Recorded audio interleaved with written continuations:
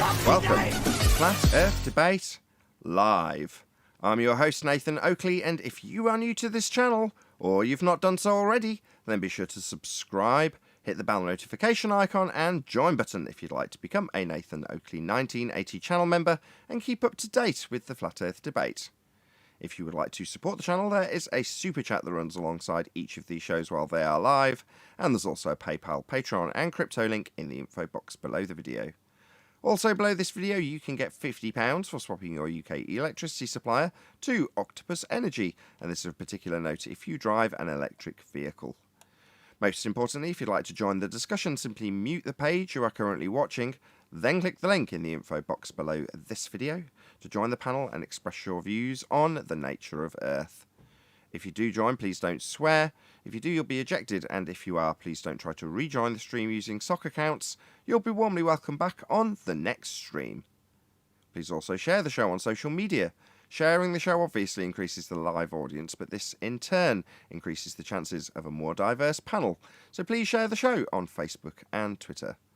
One last time, if you're new to the channel or you've not done so already, then be sure to subscribe, hit the bell notification icon and join button to keep up to date with the Flat Earth Debate.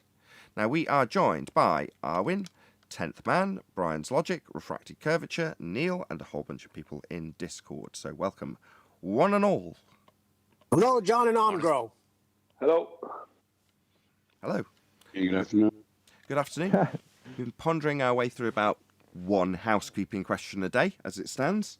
So given that we've covered the first two and the last one, we'll start with any evidence of the R value, Earth radius. No, but Jesus is real. No, there's no evidence of it. Man. Stop. I'm There's just no evidence kidding. of the R value. There is no evidence of the R value, but there's a lot. Sorry, 1 second. There is no evidence of the R value, but there's a lot of people who continually, even present day, right, assert it within their claims. That's correct. Well, the R value would be debunked by the fact that it's being measured from a flat plane. You don't have flat planes on spheres. That's right. Yes, the sextant destroys the R value. That's right, John. If it's a big enough sphere, you'll have some flat places. No? No, that's wrong. What do you mean? The guy said it the other day. There are no flat, level surfaces on a sphere, Neil. According to what that guy said the other day, if you with the little rice kernels and you get a big enough sphere, what do you mean? It could be flat. So, Neil, a circle of equal altitude with a radius of, say, 4,000 miles, is it flat there?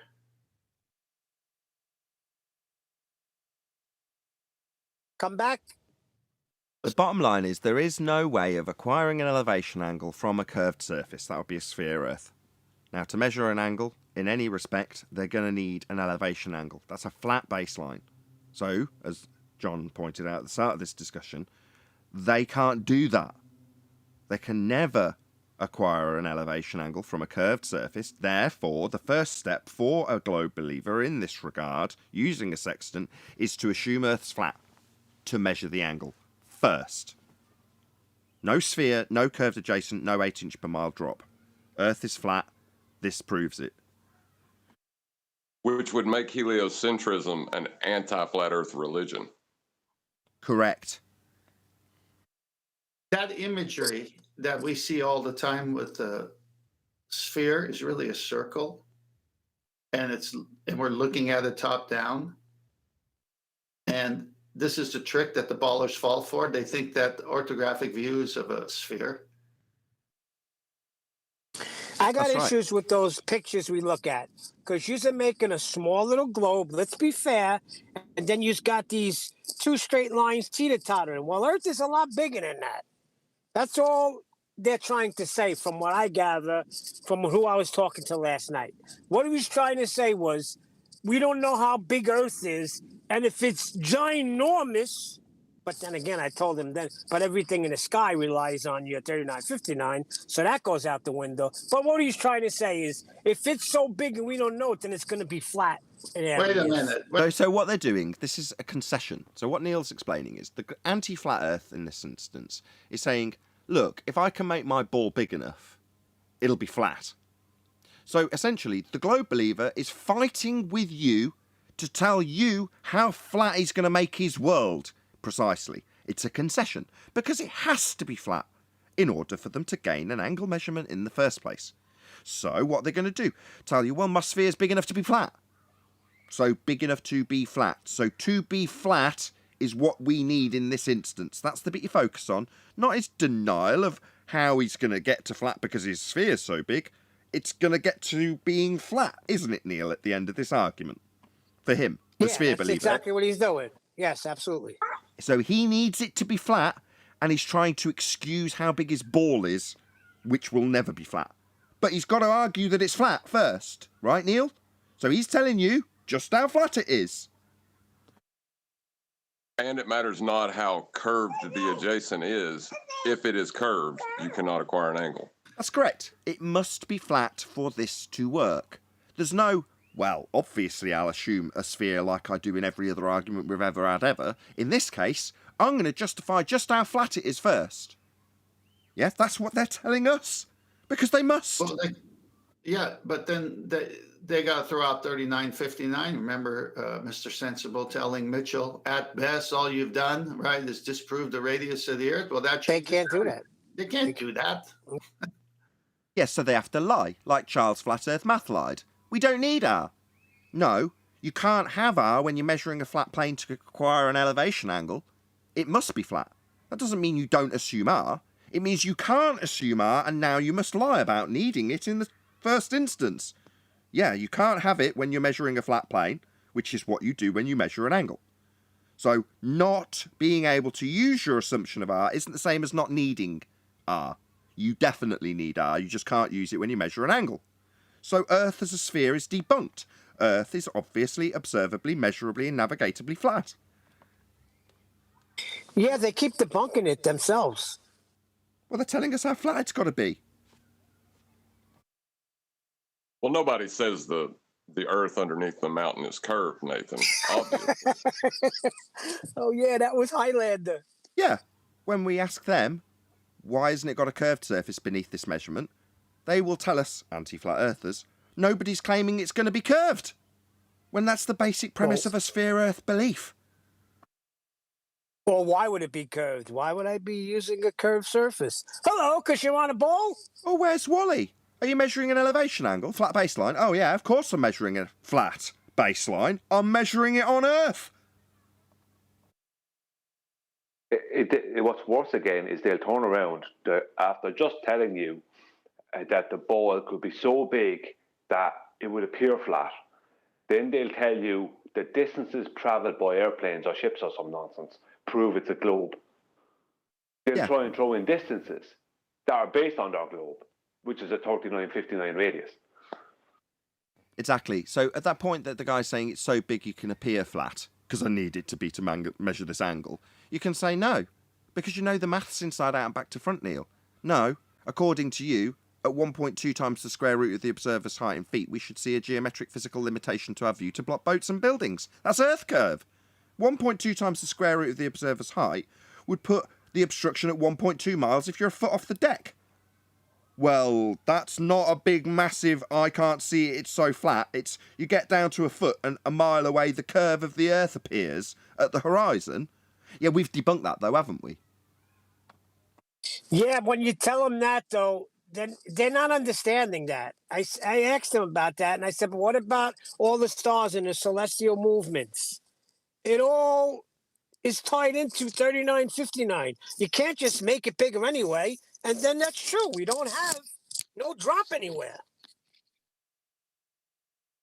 Any evidence of the distance to the sun? If you want to assert that within a heliocentric model, you'll need an angle measurement first. Oops. That's a good point. So, to assert R, when they insert it, which we already knew, they'll take the angle measurement, which we already declared, without realising how devastating this implication is. Their angle measurement's taken off a flat plane. They then insert R after the measurement. Right, that's what we pointed out in Red Rhetoric's video. So shout out to Smokescreen Design, who was the first to highlight this. Here's them measuring the angles, and here's them inserting R after they've measured a flat plane. Well, they need it to be flat. Eratosthenes did the same thing with his radial measurement. He measured a flat plane and then asserted that the parallel angles of the sun rays, that they were parallel on a flat plane. John, what did you expect him to do? He had to do that. He had to measure it flat because it's flat. Does anybody else get the impression that this is going to be that silver bullet flat earth proof, where the silver bullet globe death came from the black swan? This is basically the equivalent, but as a proof of flat earth. This is amazing. It's just the best proof ever. I agree. We were asked back in the day, what's the silver bullet then? If you're claiming the Earth's not a sphere, what's the debunking? What's the silver bullet debunking? Well, the sphere is claimed to be geometrically limited by the sphere edge horizon called Earth curve edge. Well, Earth curve lays at 1.2 times the square root of the observer's height, and we can show that it's beyond that by a massive margin. Therefore, it's not a physical geometric sphere edge. Hence, they have to tell us it's refracted. That's the end of the geometry. So that is the silver bullet in terms of that's the end of the claim. For a globe Earth, you need Earth curve. It's the thing you're claiming to prove that it's a globe. If you haven't got it anymore, you haven't got any proof. Then you come to, well, how do you prove it's flat then? How is it not a dodecahedron? Well, it's not a dodecahedron because, number one, you'd have a physical geometric limitation to your view if it was. Like if it's a sphere. If it's any shape, you're going to have a limitation to your view. Whereas what we actually deal with is a horizontal plane. We acquire elevation angles. Sea level. Level. It's flat. That's how we deal with it. The clues are everywhere, actually. When Andrew Thomas Young says all his refraction studies were done on a plane, he pretty much said it there. Adam. I get a high Adam for that one. Yeah.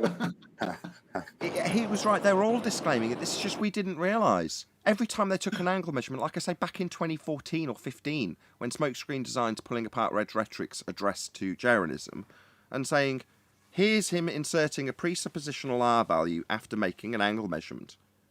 Well, if we'd have known then what we knew now, we'd have said, so he's proved it's flat first then? We didn't. We just said, you're begging the question of R then. And to be perfectly blunt, no offence to Smokescreen Design, he didn't even point that out. He didn't realise the implication of assuming R and inserting it at that point. He was just pointing out that you can do the same measurement on a flat plane. But they're making the same measurement as we are, so therefore they're measuring a flat plane too. Before they beg the question, they've got to measure it flat. It's just that wasn't overtly stated. So is it safe to say that the Beatles were flat earthers with the here, there, and everywhere? No. No.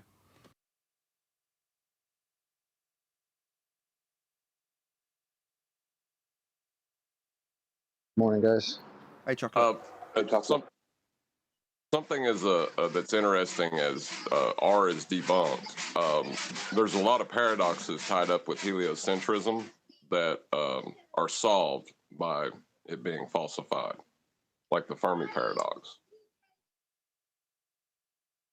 So what? Take us through the Fermi Paradox again. He did go through this the other day, Neil. You were here.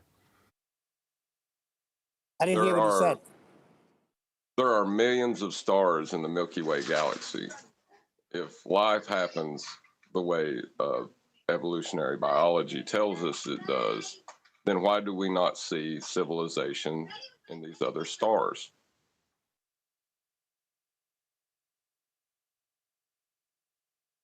Answer, because the other stars aren't other worlds in a sky vacuum, a la the heliocentric model this paradox is based on.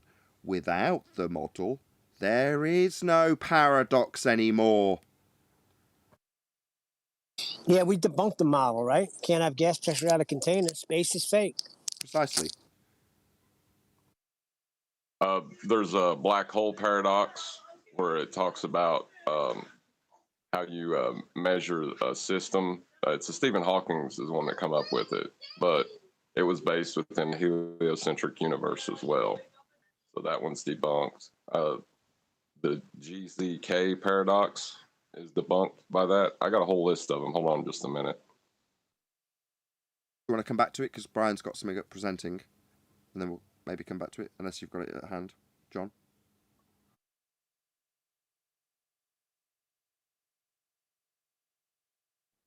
You want to go through this, Brian? Sydney plus 12.71 positive east. I assume that's yeah. 1 second now. Yeah. 1 moment now. What this is about, Nathan, is actually, could you give me a moment on this? Yeah. Yeah, please. I'll put the live audience on hold.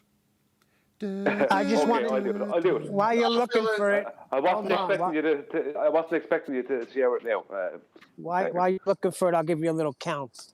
This morning, I get up very early in the morning. I turn on my sports radio, and I heard within the first hour over 50, count them, references to on the planet, in space, rocket ships, and just a bunch of heliocentric nonsense. For the first hour, 50 times I counted, and I wasn't even really paying attention. Amazing. That sure does sound like sports.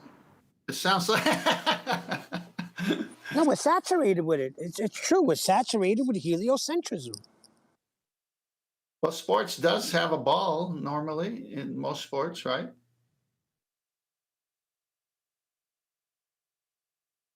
That was for you, Chocolate. The problem with that statement, Neil, was the first statement. I woke up and turned on the radio.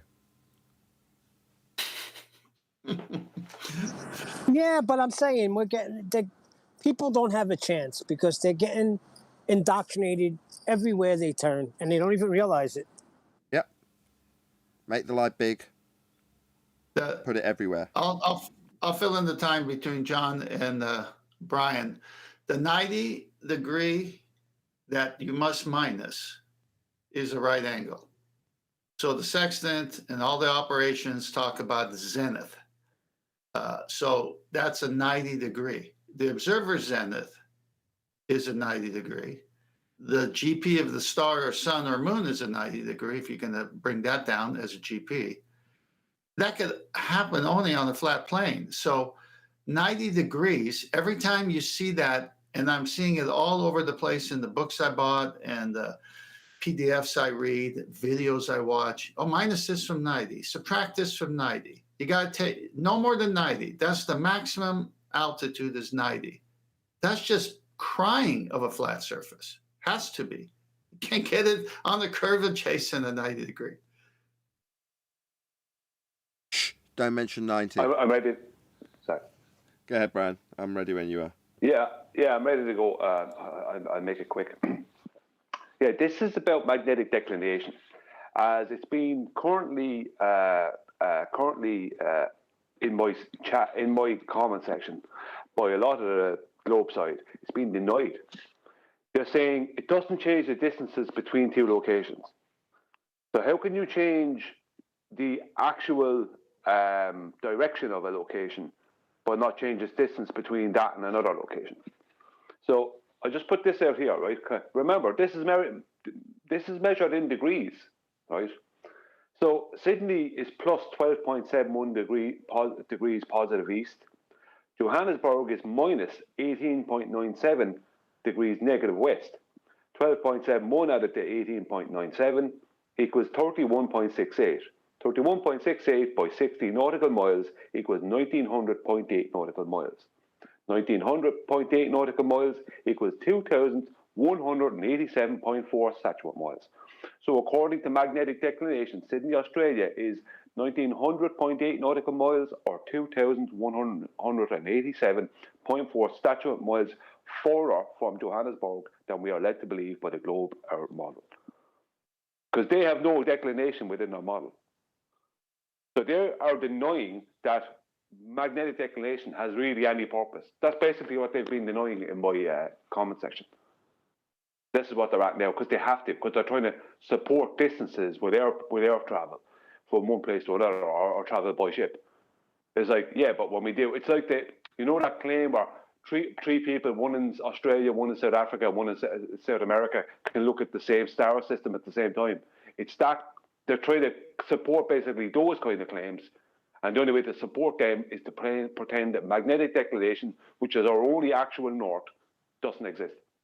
I used to watch Anthony Riley pulling the anti-flat earthers around by the short hairs with this argument. It was very amusing.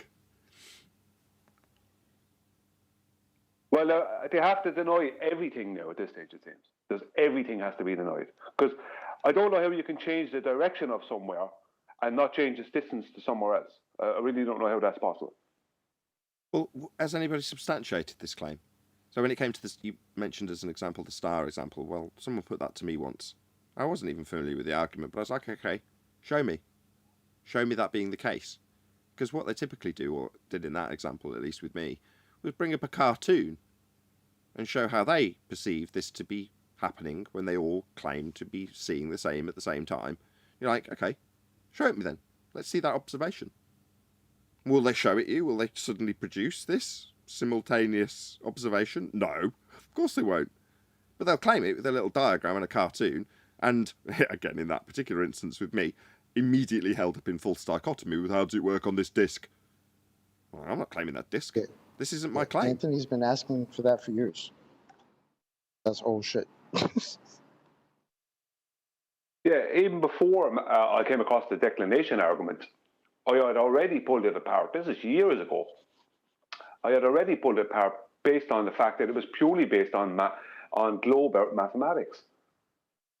It was a purely globe. It starts and ends with that. It can't have anything within that are not globe mathematics. That means perspective.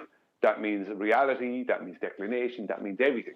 So it's just mathematical claim. It's like what they always like. All globe claims are mathematically claimed. Every single one of them are mathematical claims. So they're questioning distances based on a globe Earth model that's come from measurements of a flat plane. That's cool. Yeah, basically. That's what happens when you work from geometric considerations back to the source. Yeah, because the source is flat. Speaking of maths, any scientific evidence of gravity?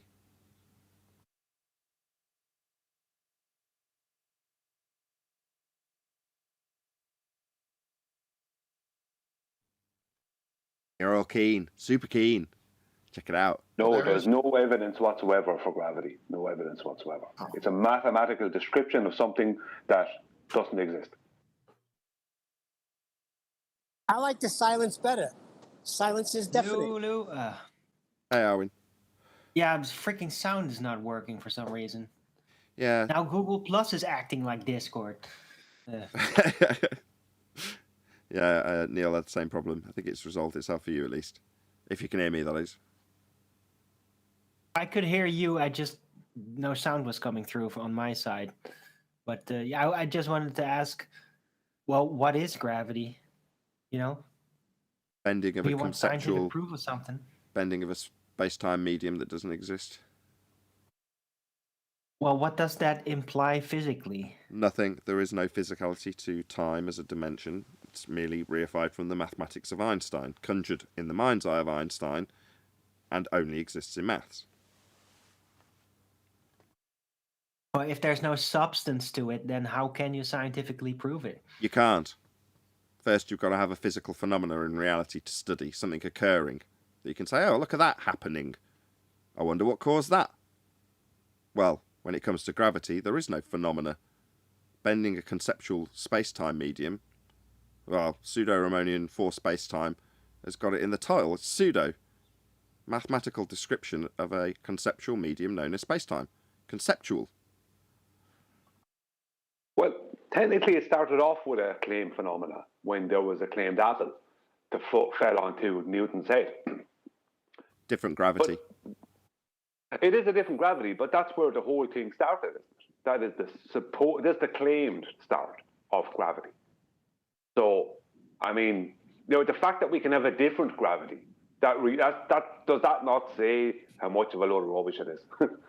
You can have a different one. You're still going to need a hypothesis. You can't have a different electricity.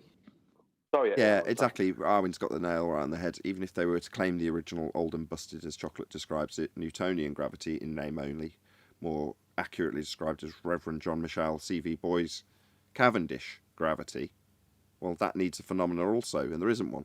So what are you going to study scientifically for that gravity? Well, nothing. Their claimed phenomena takes place in a man-made contraption devised by Cavendish. It doesn't take place in physical reality. Mass doesn't attract mass. The core of the apple was destroyed by pi. Also, the Newtonian Is that a mechanics math doesn't pun? allow. Say again about the Oh, sorry. Newtonian maths? Sorry, John. The Newtonian mathematics does not account for a non-inertial turning reference frame. Older Buster's Oh, we can quarry 107 apple. years out of date. So, you know, I don't know why we're even talking about this other than the fact that the anti-flat earthers need to cling on to it, because there's often a time that they could do with a force to resolve some heliocentric issue, and they haven't got one anymore. So they appeal to the 107-year out of date, old and busted Newtonian, in name only, gravity. Arvin, that was a high-level pun. Can it core apple? Oh, it can core apple. I have a quick list of those paradoxes, 4 of them. Perfect. Let's have them. There is the GZK paradox. It deals with cosmic rays. The Sellinger's paradox. Hold on, one at a time. Albers. Hold on. Cosmic rays. Let's have that one. Oh, hold on a second. I'll have to pull it up. I was just giving the list of all the ones that are debunked. I can go back to them if you want. Oh, definitely. I'm sorry to put you to it, but yes, please. The Sellinger's paradox. Olber's paradox, that's the photometric paradox. Wheeler's paradox of black hole entropy. The black hole information paradox, that's Hawking's paradox. The Eddington paradox. The faint young sun paradox. The heat death paradox. And then there is the red dwarf paradox. That sounds like a very stable model they got there. So what's the red dwarf paradox? Since the red dwarf star is the most numerous star in our sky that we can find exoplanets around, then why is our sun not a red dwarf star? Oh, I thought it was going to be, about space, it's black. Black hole, it's black. I thought it was going to be that paradox. Red dwarf paradox? I don't fully understand the paradox. No, that's the In the heliocentric model, most stars are red dwarfs. Okay. So most of them are dying or... No, most stars... Go on. Most stars that have inhabitable chances of life, right? Terra planets.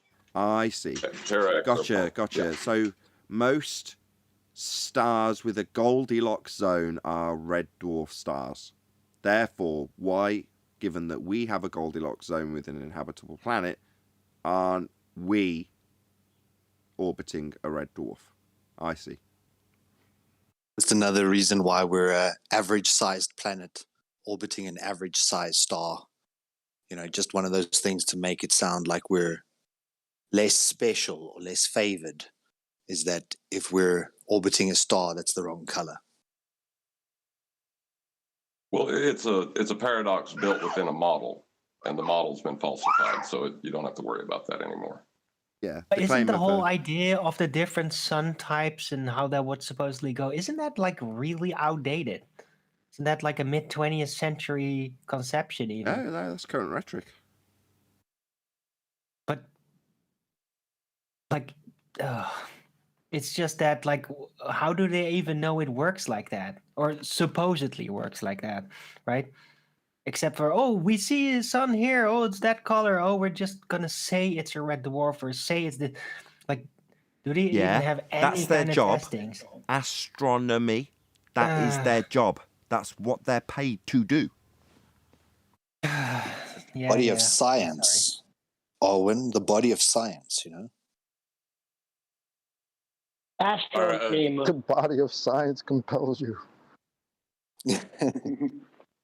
Are you ready for the GZK? I do not feel very Hey, compelled by we're the getting into body of paradoxes here. Yes, please, John. All right, the Greisen-Zatz Penckisman limit, or the GZK limit, is a theoretical upper limit on the energy of cosmic ray photons traveling from our other galaxies through the intergalactic medium to our galaxy. The limit is 5 times 10 to the 19th EV, or about 8 joules. Hold on a second. There's a bunch of unnecessary stuff there.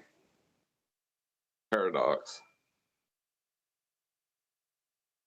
In the past, the apparent violation of the GZK limit has inspired cosmologists and theoretical physicists to suggest other ways to circumvent the limit. These theories propose that ultra-high energy cosmic rays are produced near a galaxy, or that Lorentz covariance is violated in such a way that photons do not lose energy on their way to our galaxy.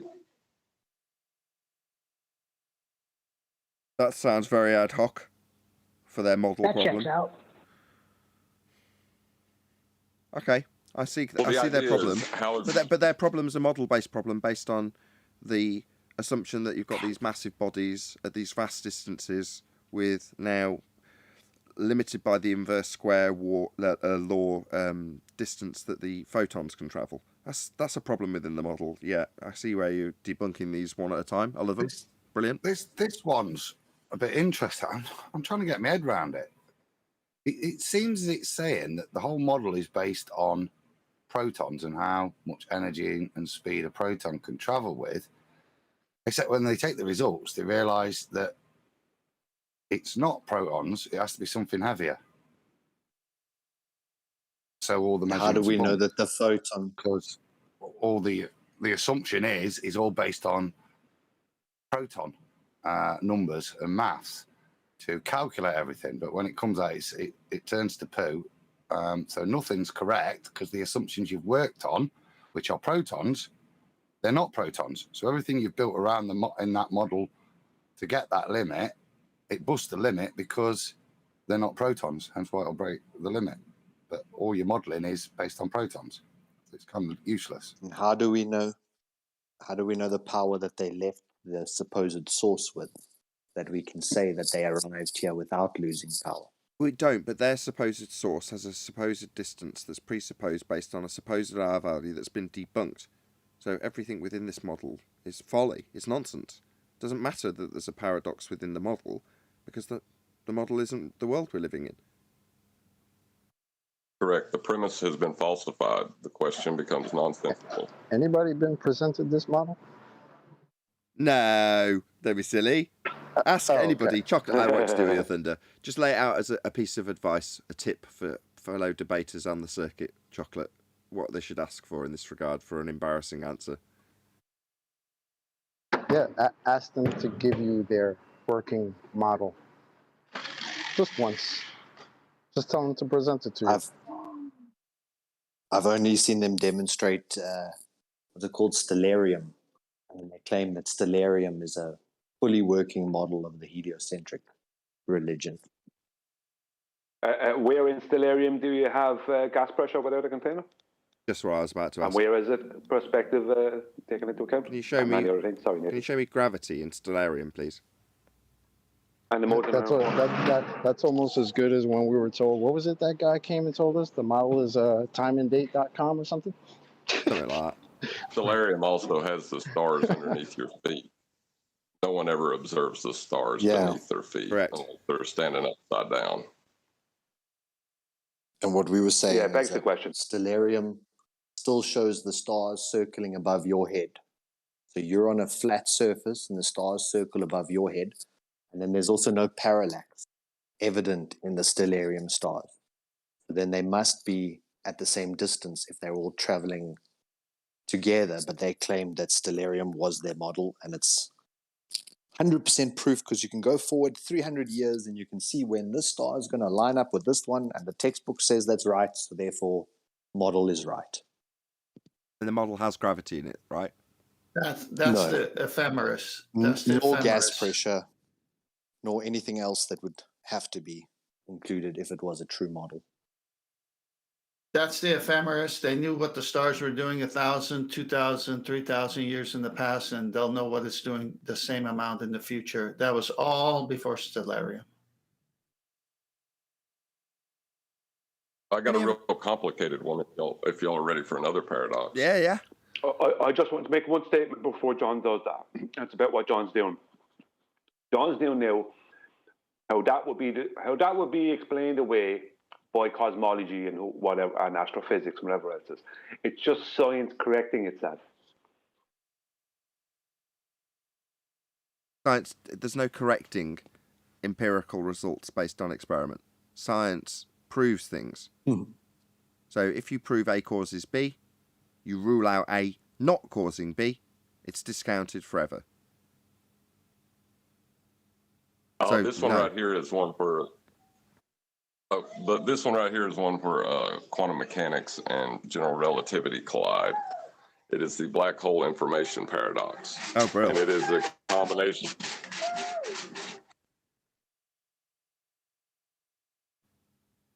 Just got to give his daughter a hand with the woodwork. She's soaring. Okay. In the 1970s, Stephen Hawking found that an isolated black hole would emit radiation at a temperature controlled by its mass, charge, and angular momentum, but in a manner that was independent of the initial state of the black hole. If so, this would allow physical information to permanently disappear in a black hole, allowing many physical states to evolve into the same state.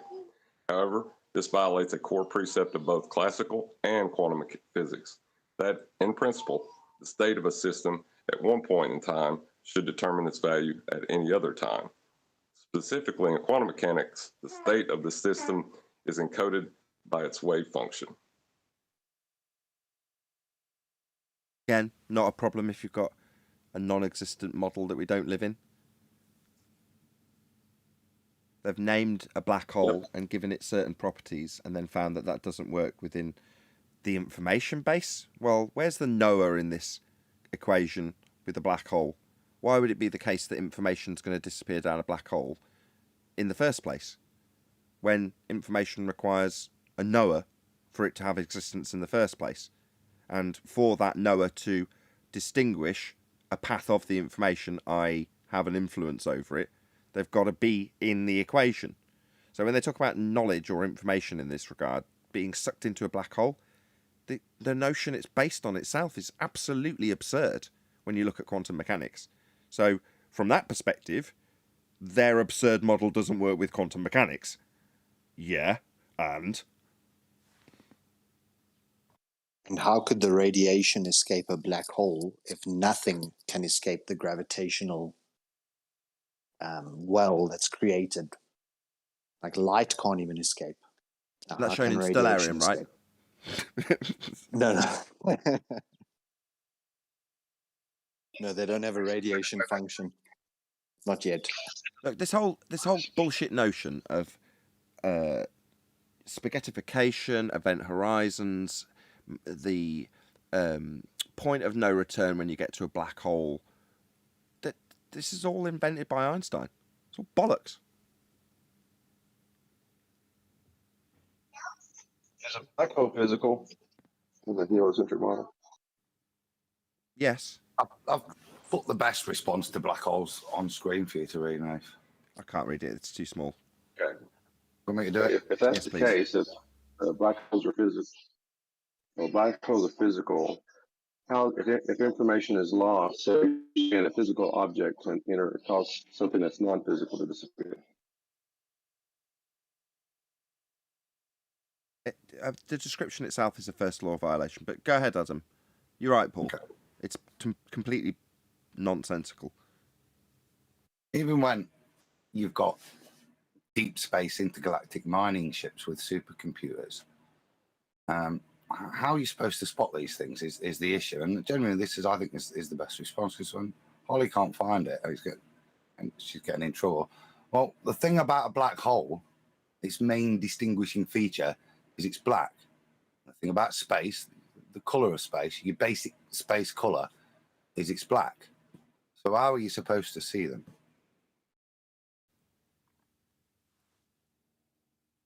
You can take 25 composites from various different parts of the world, color correct them, composite them on top of each other, and Bob's your uncle. You've got a donut, and you can call it a black hole. Just need your polarized black hole spectacles. Didn't Einstein, what is it? John, please help me. Einstein, I can't remember what it was now. He spoke about how you can see them, according to him. Yeah, it has to do with the event horizon. I can't remember. The point of no return, and like nothing, light can't escape but can escape. I thought this was answered a long time ago. All you need is a computer and iTunes and some lunch. No, we're talking about observations of non-physical, non-visible black holes against the backdrop of a black space. Yeah, that's what I'm talking about.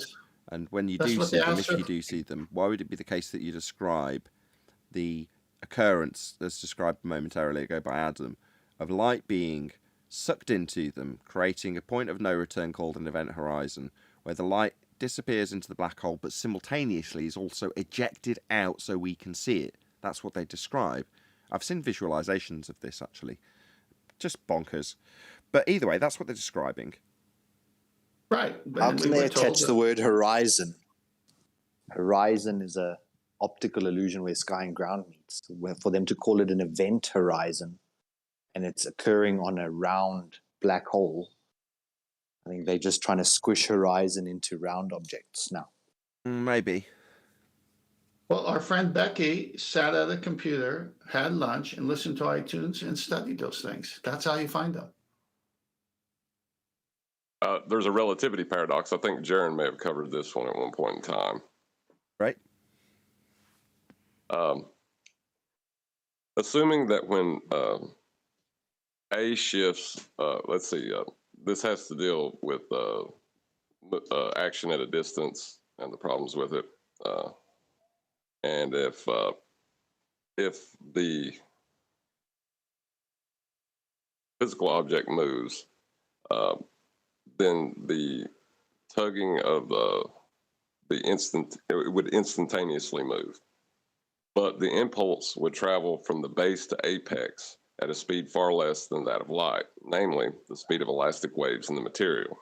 After the lapse of sufficient time, the two would uniformly as a whole, and the mechanism provides a good illustration for the recognizable point moving much faster than light.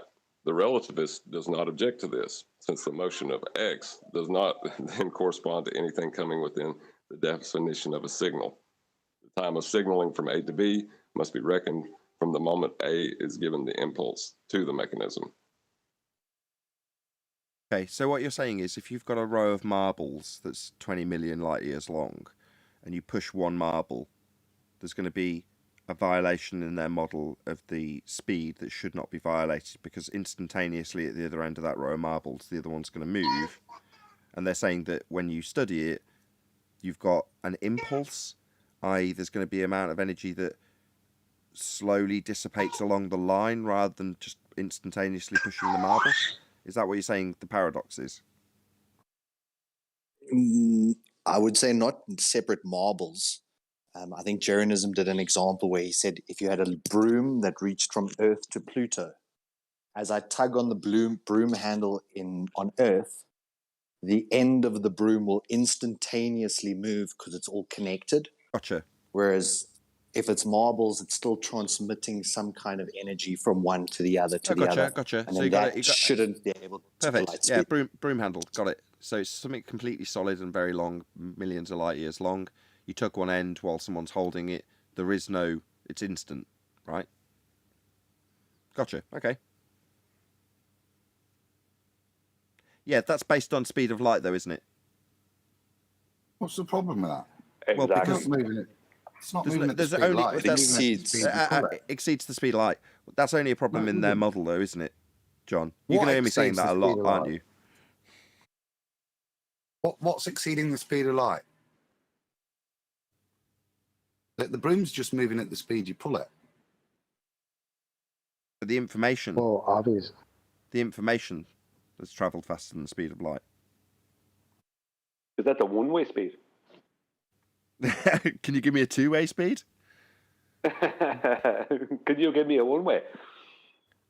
No. I'll just stick to asking you about two-way speed.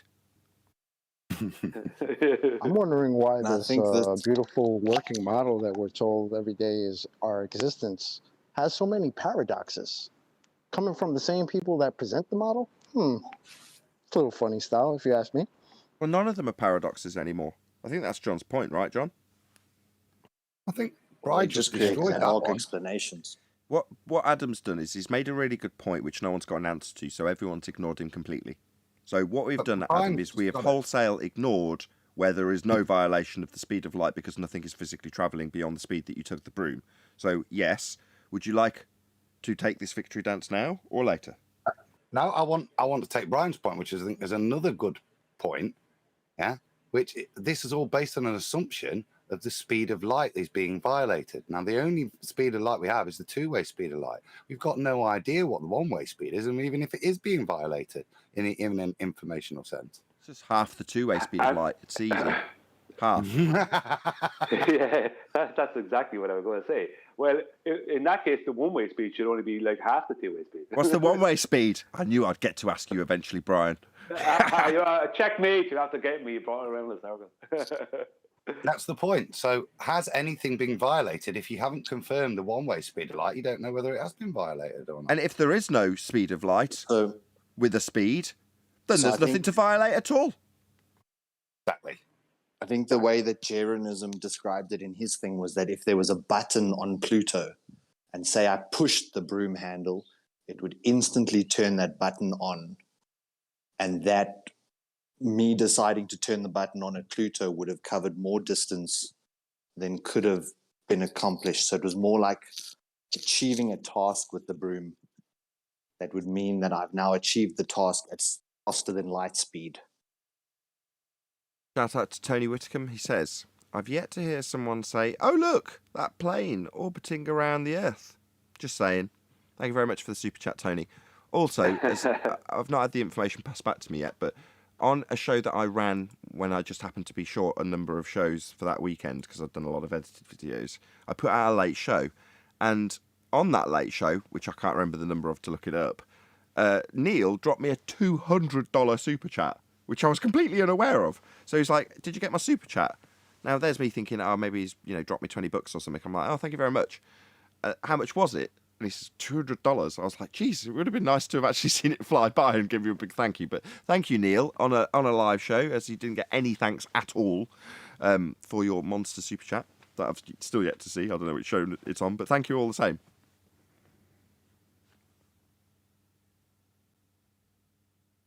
It's okay. Are you believing something without evidence, Nathan? Yeah, I don't distrust Neil. Just kidding. No, on that paradox thing as well, they said if you traveled at one light year you traveled at the speed of light for 1 year away from Earth and you were a twin and you came back to Earth, that one of the twins would have aged by X amount of years. And then someone raised saying, how do you know which twin aged? Because technically, if it's relative, then the twin who stood still also was separated by just as much time and space. But they always claim that the one who remains on the Earth would be the same age, and the one who returns would be decades older. And that's also a paradox. If you separate two objects and then bring them back together, how can you say one object is older than the other?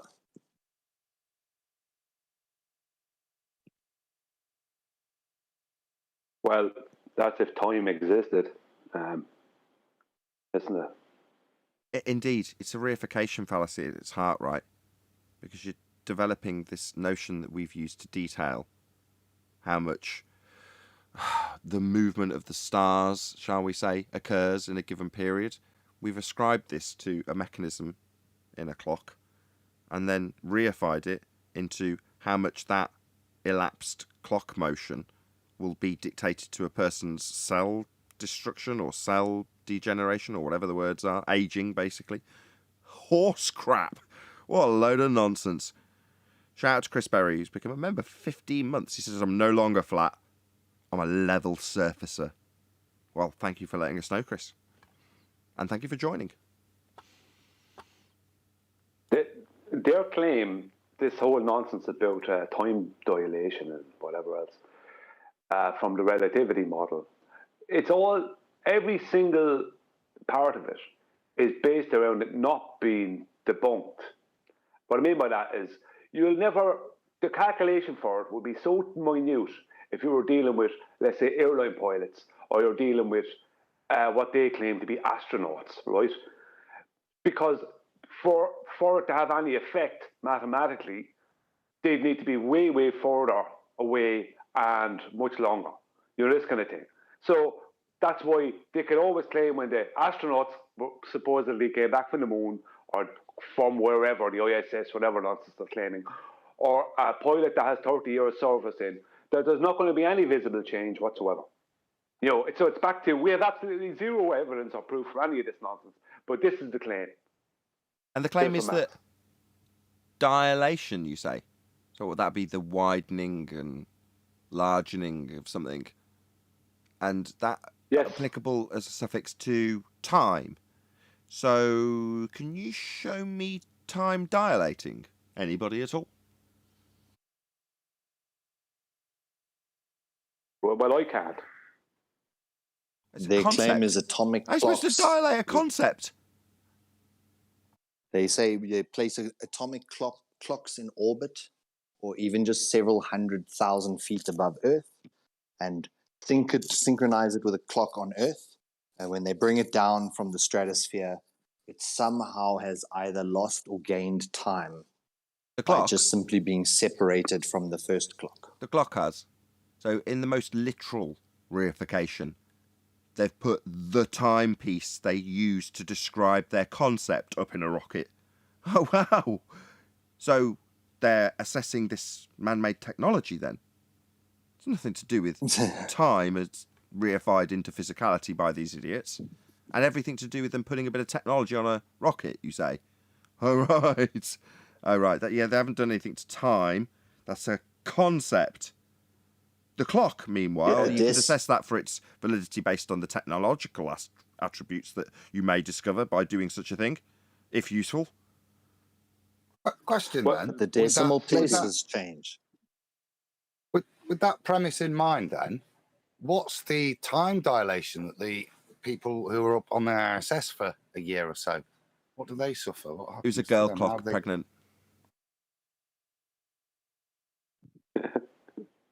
I've heard them say that the ISS has 20 sunsets and sunrises in a day or something every 90 minutes, or has multiple sunsets and sunrises. So therefore, if that's how we age a person, then they've gained 10 years while being up there for one.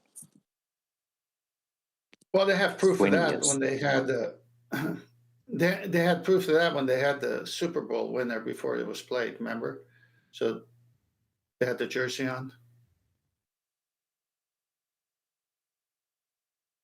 Well, no, they just must have sent a box up with every jersey, just in case, because it's not like it costs fuel to send up mass. They never went up, is the point. All they have. I feel like when you re-upload this, this needs to have like a background with like Star Trek music, because that's what all of this crap sounds like. Star Trek crap. I was trying to figure out a way of having Scotty delivering a stopwatch from a mechanical clock, but I couldn't work it in quick enough. Well, it started, doesn't it, as being politely called paradoxes, but they're all relating to quantum astrology, astronomy, all of these made up things. And the reality is, to me, is it's just highlighting that even within their own made up story, it's not cohesive. And it's nice to call it a paradox, but it's just how your story falls apart, even within its own construct, is what I'm hearing. Paradox is a nice word for saying we don't know what the hell this is about. No, it's a nicer way of saying each other. Our model's broken in this regard, so we'll call it a paradox. I mean, it's akin to saying, or me inventing the Narnia lamp paradox. How does the lamp keep burning? Where is it getting its fuel supply? How is it doing it when there's such a massive time dilation in Narnia?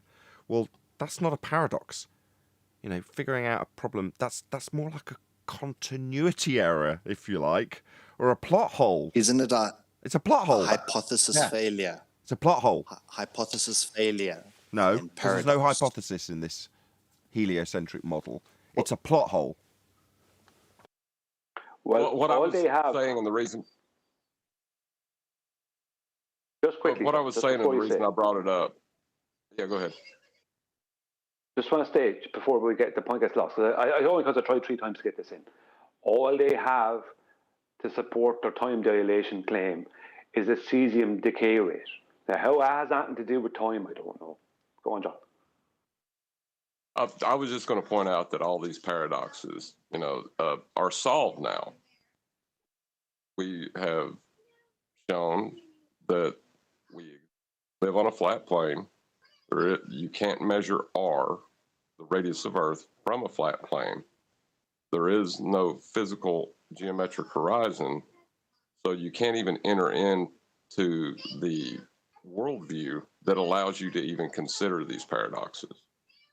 Right, you're never going to go through the wardrobe to Narnia to concern yourself with the lamp paradox. Likewise, you're never going to stand on a spherical surface falling away from your position 8 inches per mile squared, leaving you with no way of acquiring an elevation angle. Now, when the fundies on the sphere side assert that they are on a sphere, they first measure the flat plane we actually stand on, and then insert their presupposition based on an R that has a geometric horizon, which we don't see in reality.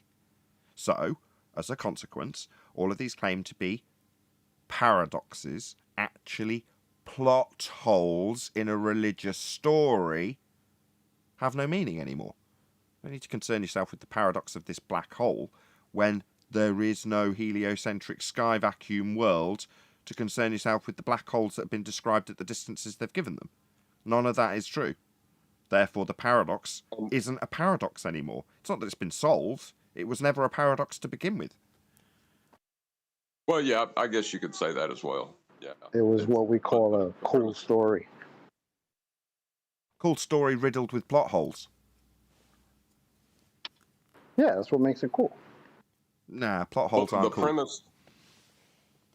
The premise that the paradox rests on that was accepted as truth has been disproven. So that's what I meant. Yep. Are we going to get a few more in the after show? Yeah, I got I think 3 more that I found. Yeah, I'll bring them up in the after show. That I'll say, if you are watching this on either Nathan Oakley 1980 or Nathan Oakley Premiering streams, then stay tuned as there will be an after show to follow. Unfortunately, if you are watching this live, this is where we bid you farewell. So, a huge, massive, enormous thank you to all of you who smashed the super chat, liked, commented, shared, subscribed, joined as a Nathan Oakley 1980 channel member, smashed the PayPal link, and all that good stuff. I've been Nathan Oakley, and I will see you all in the next video.